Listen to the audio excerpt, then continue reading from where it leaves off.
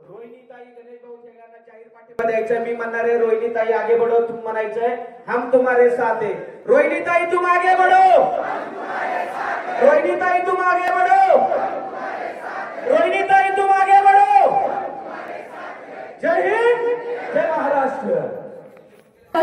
जी कार्य करता येतील ती सर्व कार्य आम्ही करू। ज्या रस्त्यांच्या असतील, लाईटच्या असतील, पाण्याचे प्रश्न, आरोग्याचे प्रश्न सोडवण्याचा प्रयत्न करेन। आणि आज हे सगळे माझे ग्रामस्थ उपस्थित झाले आहेत, यांना मी एकच ग्वाही देते की जर आमच्याकडून काही जर चुकलं असेल तर माझ्या तिघे परिवार असेल आणि समस्त सगळे असतील त्यांच्याकडून मी आपली माफी मागते। आणि पुढील काळात जर तुम्ही आम्हाला साथ दिली, गाव करेल ते राव काय करेल या उक्तीप्रमाणे आपण सर्वांनी मला सहकार्य करावे।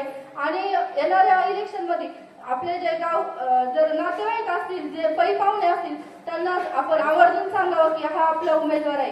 मी उमेदवार म्हणजे एकटी नसून आपल्या सातकरसाळातला प्रत्येक नागरिक हा उमेदवार आहे। आणि भविष्य काळातही जरी मी निवडून आले तरी मी कुठल्याही प्रकारची कमतरता भासून देणार नाही किंवा कुठल्याही ठिकाणी ते काम पूर्ण करेल एवढे मी ग्वाही देते। आणि एवढे बोलून मी थांबते। धन्यवाद।